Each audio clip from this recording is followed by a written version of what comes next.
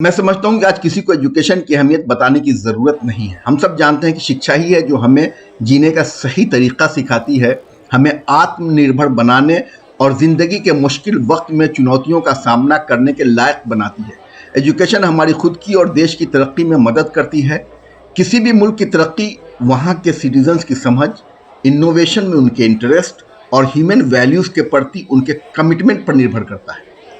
इसके लिए ज़रूरी है कि मुल्क के हर बच्चे के पर्सनालिटी को सही ढंग से डेवलप किया जाए।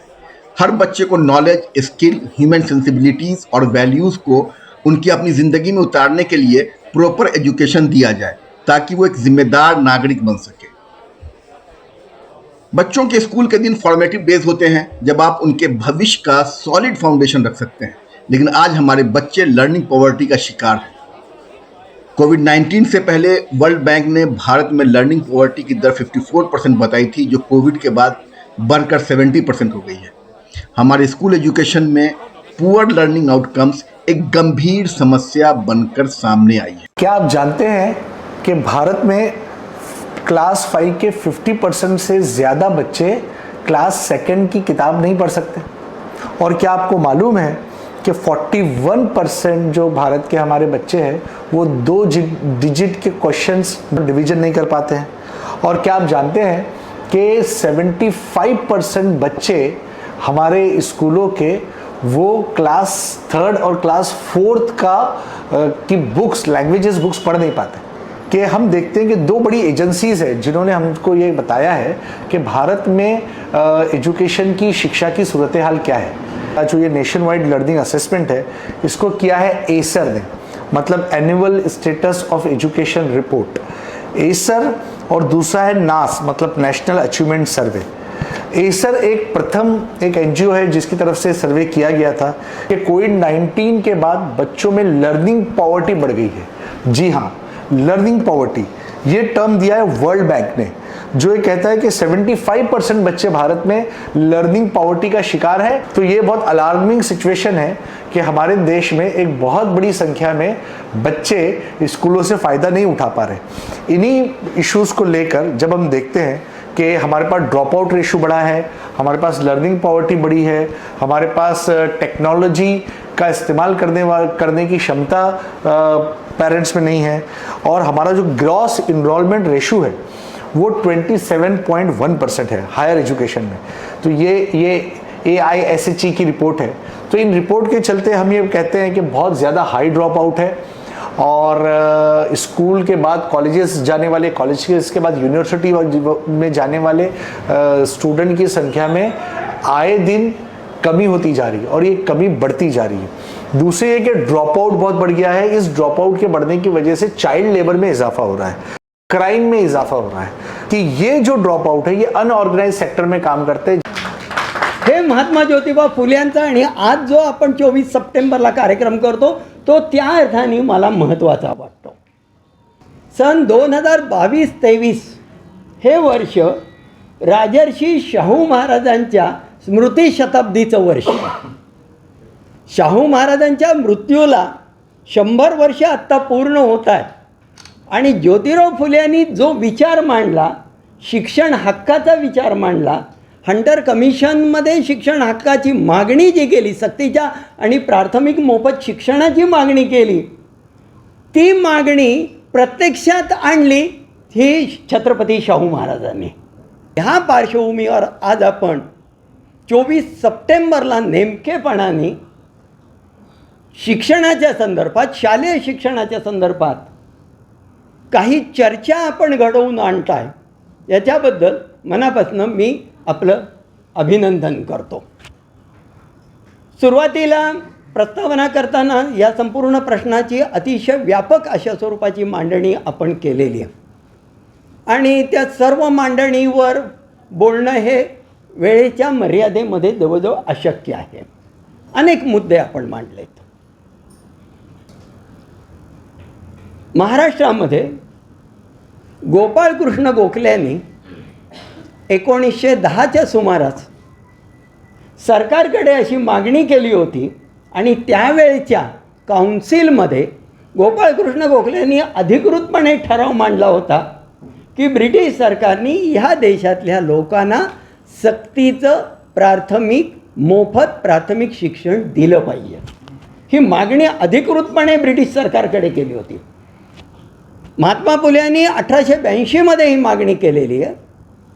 गोखल्यांनी 1910च्या सुमारास ही मागणी केलेली आहे आणि शाहू महाराजांनी 1617मध्ये कोल्हापूर संस्थानासाठी सक्तीच्या व प्राथमिक मोफत शिक्षणाचा कायदा केला.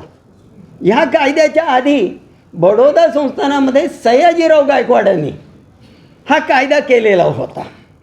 म्हणजे सक्तीच्या मोफत प्राथमिक शिक्षणाची आज आपण चर्चा करतोय त्याची पाळंमुळं ही फुल्यांच्या, शाहू महाराजांच्या आणि बडोद्याच्या सयाजीराव गायकवाडांच्या कार्यामध्ये आहेत. आणि प्रत्यक्ष स्वातंत्र्य मिळाल्यानंतर सक्तीचा व मोफत प्राथमिक शिक्षणाचा कायदा स्वतंत्र भारतात येण्यासाठी मात्र 70 वर्ष थांबावं लागलं आणि 2009मध्ये हा कायदा आला. इतका उशीर स्वतंत्र भारतामध्ये भारत सरकारने हा लावलेला होता. गोपाळकृष्ण गोखल्यांचा उल्लेख मला याच्यासाठी करायचा आहे की गोपाळकृष्ण गोखल्यांनी ज्यावेळेला ब्रिटिश सरकारकडे मागणी केली होती त्यावेळेला ब्रिटिश सरकारने ही मागणी नाकारण्याचं जे कारण दिलं होतं ते कारण काय होतं? ते कारण होतं ब्रिटिश सरकारकडे शिक्षणावर खर्च करायला निधी नाही. आणि स्वतंत्र भारतामध्ये आज स्वतंत्र भारताचं सरकार स्वातंत्र्य मिळाल्यानंतर 75 वर्षानंतर सुद्धा सरकार असं म्हणतं की शिक्षणावर खर्च करायला आमच्याकडे पैसे नाही. मग ब्रिटिश सरकारमध्ये आणि स्वतंत्र भारताच्या सरकारमध्ये फरक तो काय राहिलेला आहे? ज्या वेळेला आणखीन एक संदर्भ मला या सांगावासा वाटतो.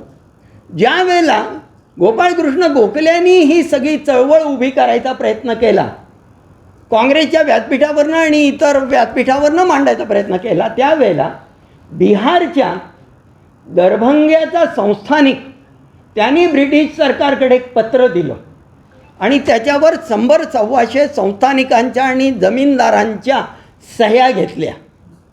आणि ते पत्र काय होतं ब्रिटिश सरकारला दिलेलं? मी हा काय सांगतो, आपण आत्ताच्या जरी चर्चा करत असलो तरी त्याची जी मानसिकता आहे ती मानसिकता या ठिकाणी उलगडवून दाखवण्याचा माझा थोडासा छोटा प्रयत्न आहे आणि मग मी मूळ मुद्द्याकडे येतो. त्या दरभंग्याच्या संस्थानाने त्या राजांनी ब्रिटिश सरकारला असं म्हटलं की जर तुम्ही सक्तीचं आणि मोफत प्राथमिक शिक्षण दिलं तर आमच्या शेतावर काम करायला आम्हाला मजूर कुठून मिळणार? संस्थानिकाची दरभंग्याच्या राजाची जी मानसिकता आहे ती मानसिकता आजही आहे. इथल्या राज्यकर्त्यांची मानसिकता ती आहे. आपण शिक्षणाच्या आउटकमबद्दल पुष्कळ बोलतो. असरचा अहवाल असेल, नॅशनल अचिव्हमेंट टेस्ट असेल, सगळे रिझल्ट्स बाहेर आलेले आहेत. तो माझ्या दृष्टीने तो जाऊन चौथा झालेला विषय की आउटकम नाही आहेत.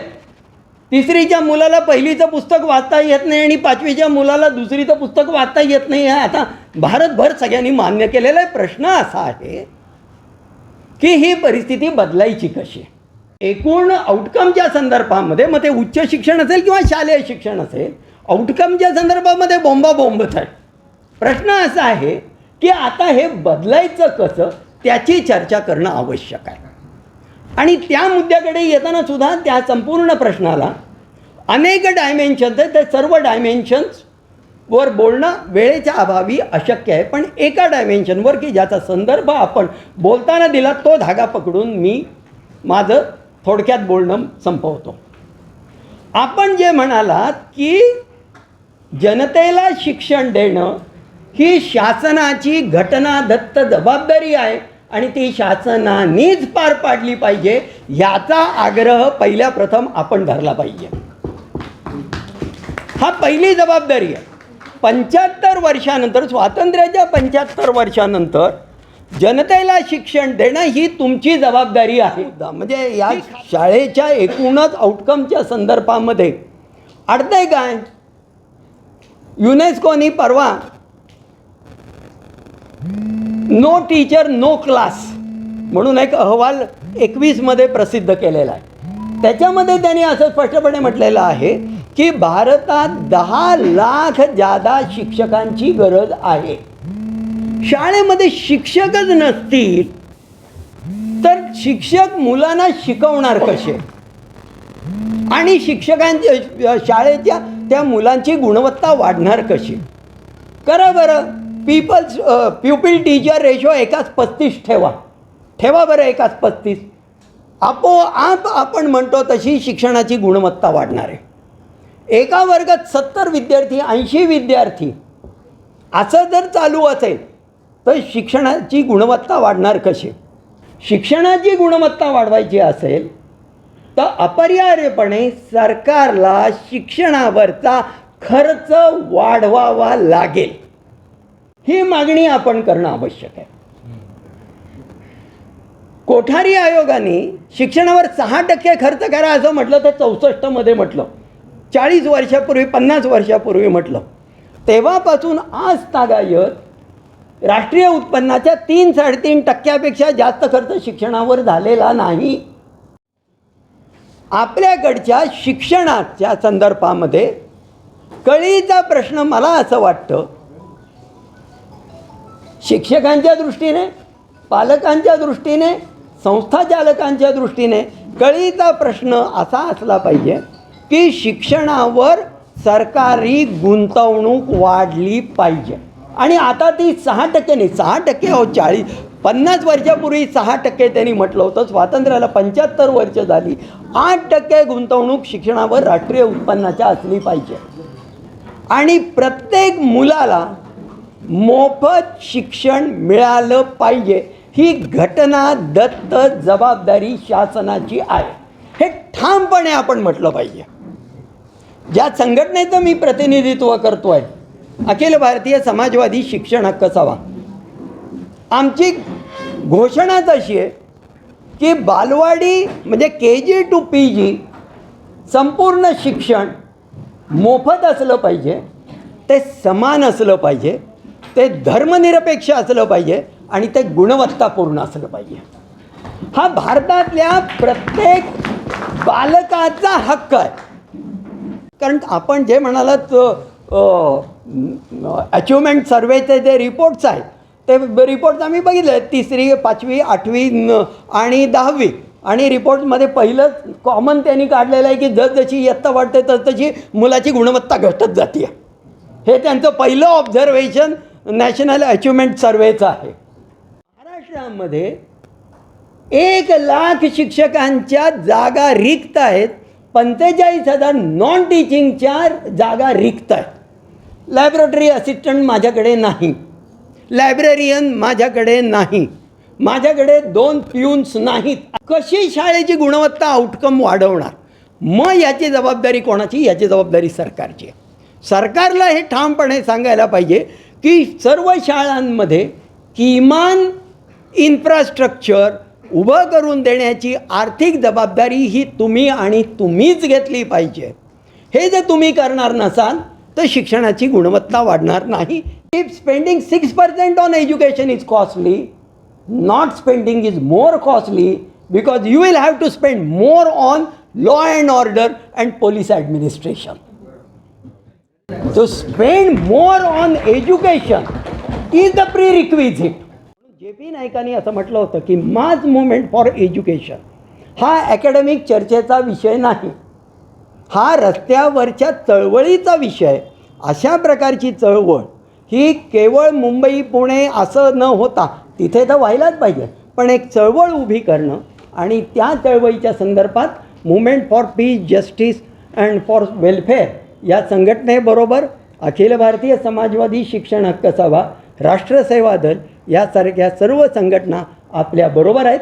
आंदोलन करना है उसके हाथ पर मुझे लगता है कि हम लोगों की कम्युनिटी लेवल पे भी कुछ जिम्मेदारी है और वहाँ से भी हमारे छोटे छोटे गांव में, छोटे छोटे कस्बे में हम ये इकट्ठा होके ये सब डिमांड करनी चाहिए, ऐसा मुझे लगता है. और यहाँ पर मैं डायरेक्ट उसी पर हूँ, है ना.